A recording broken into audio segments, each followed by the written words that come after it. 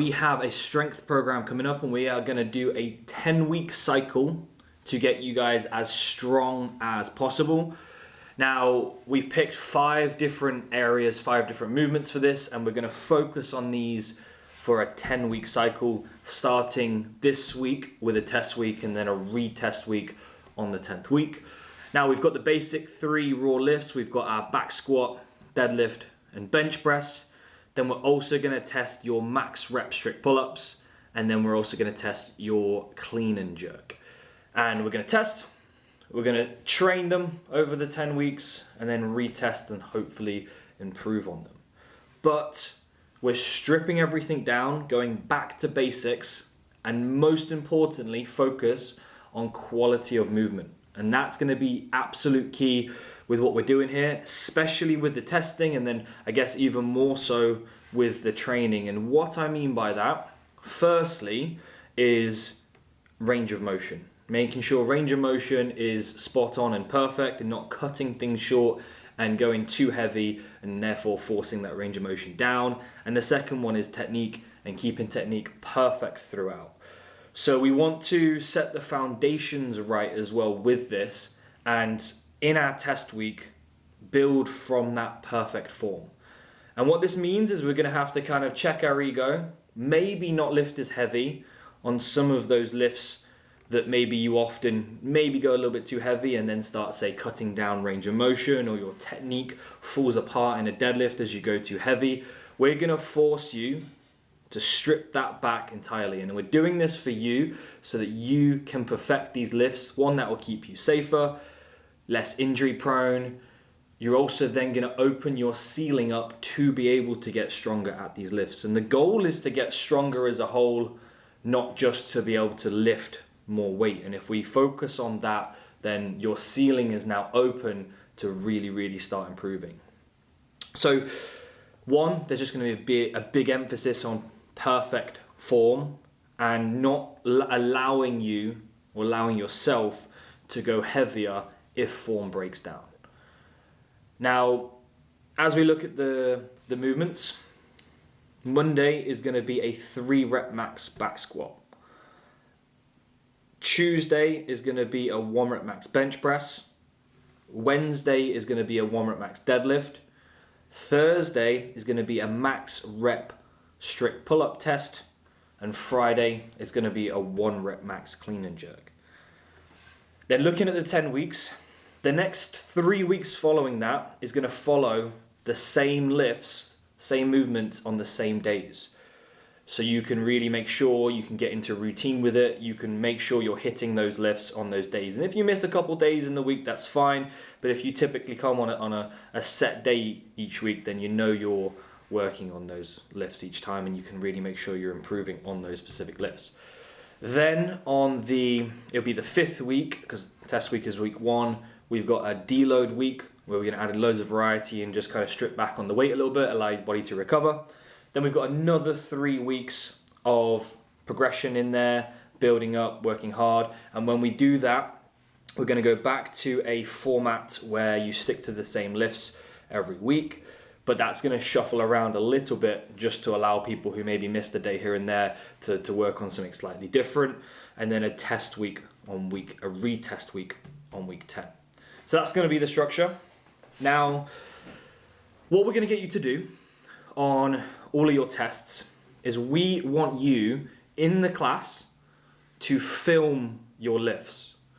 Now, this is really important because often you don't get to see yourself lifting. And if you can look at yourself lifting, then you can go, oh shit, I didn't hit depth on my squat. Or, oh, my back rounded in my deadlift. Or, oh, on my pull-up, my chin wasn't over the bar, or my arms weren't fully extended. And it's easy sometimes for the coach to say, you just did, the examples I just gave. But if you can see that yourself, then that will really maybe get the cogs turning in your brain and realizing what you need to shift and what you need to change. So that's going to help hold you accountable. And we're going to show you exactly how we want you to film. It's going to be kind of controlled in the class. So it's not chaos and phones just aren't everywhere. There's going to be a set layout that you're going to follow throughout the class to set your phone up by your water bottle on a bench, on a box, in a specific spot. For example, with the deadlifts, it's going to be make sure we're side on those deadlifts. And as it gets heavier, that's when you'll start to film as you get close or at the testing percentages, at the testing weights. And then we'll make you look back at that lift before you can then go heavier. And if you can tick off, my form was good, I didn't lose position, etc., then you are then allowed to go heavier. And it's going to be the same on every lift. And what you then have is you have your test week 1 videos of your rep maxes or your heaviest weight lifted. And then at 10 weeks later, you get to then film it again and have that before and after, and hopefully a decent improvement in there. So it does two things. It allows you to have that accountability, that before and after. It also has that accountability in the moment to make sure your form is perfect. And that's going to be the big focus we have throughout all of this, is really dialing in that form.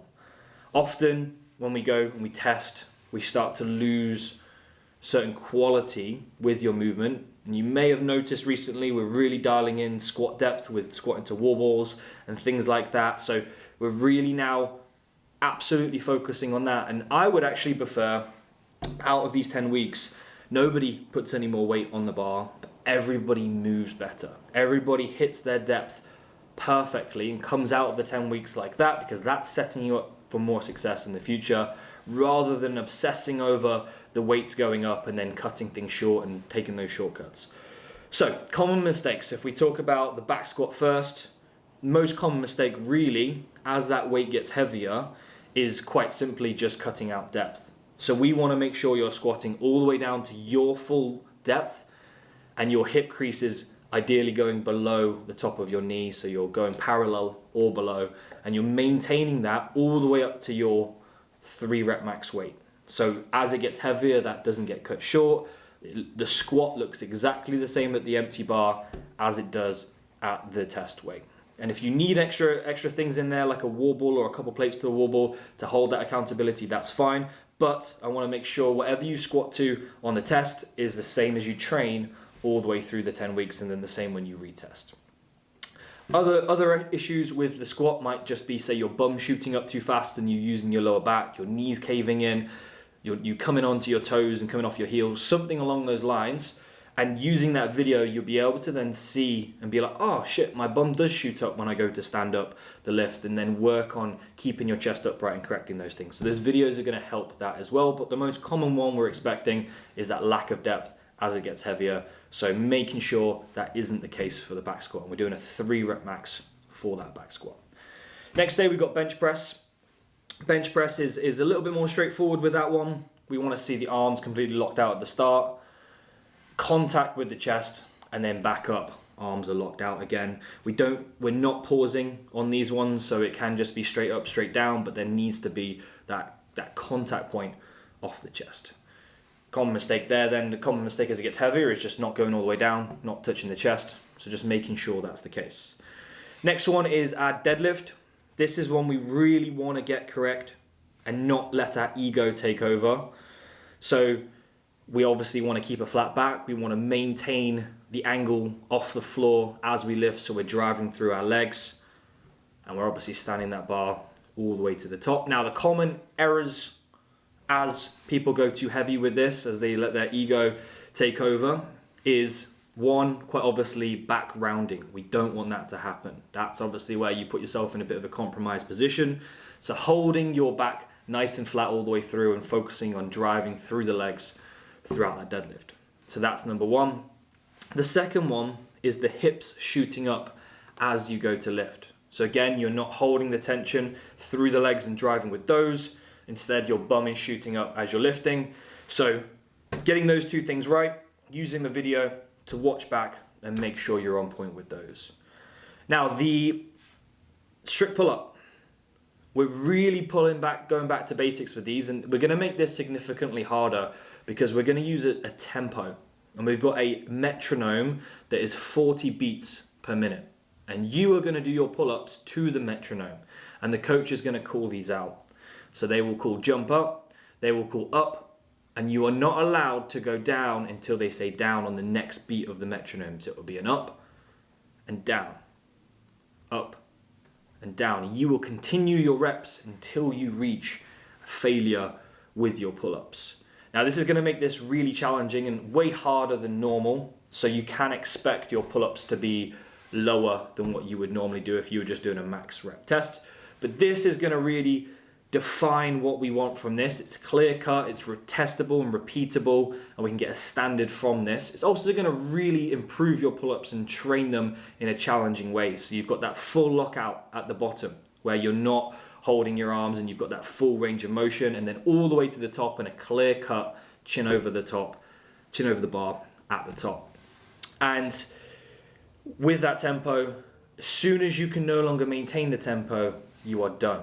So it won't just be that you lose the tempo, but you can keep going and you pause for longer at the bottom. As soon as that tempo, you're out of sync with that, that is you done. So you have to make sure you're maintaining that tempo.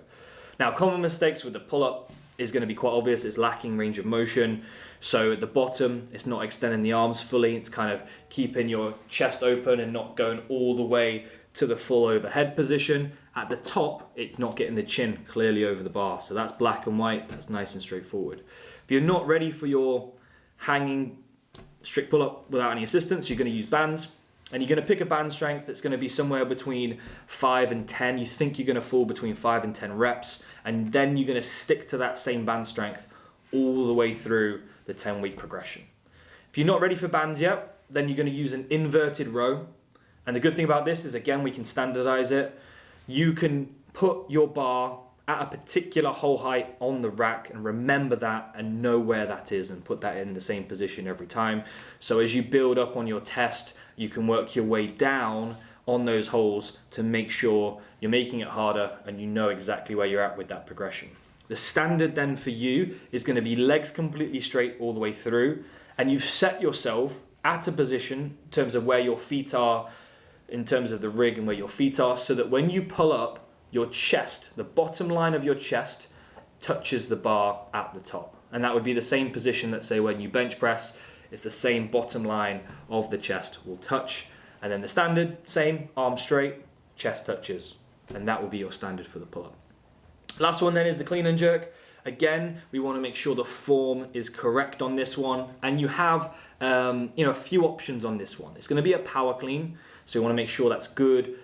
All our positions are correct, the same as like the deadlift, setting yourself, keeping a nice flat back.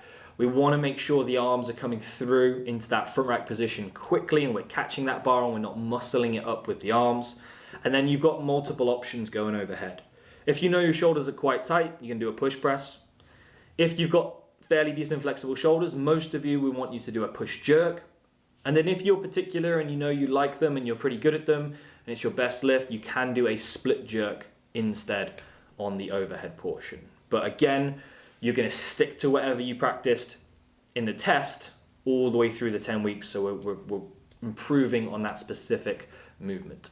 And that's our full 5 tests that we're going to work on and build over our 10 weeks, and hopefully do 2 things: get you guys strong through all of the movement patterns, all of those core functional foundational movement patterns, but also improve your technique and your quality of movement, flexibility, mobility through everything. So we've got really high standards and quality of movement, which as a whole is going to make you fitter, stronger, and more functional. So excited to work with you and build you guys through a full 10-week strength cycle.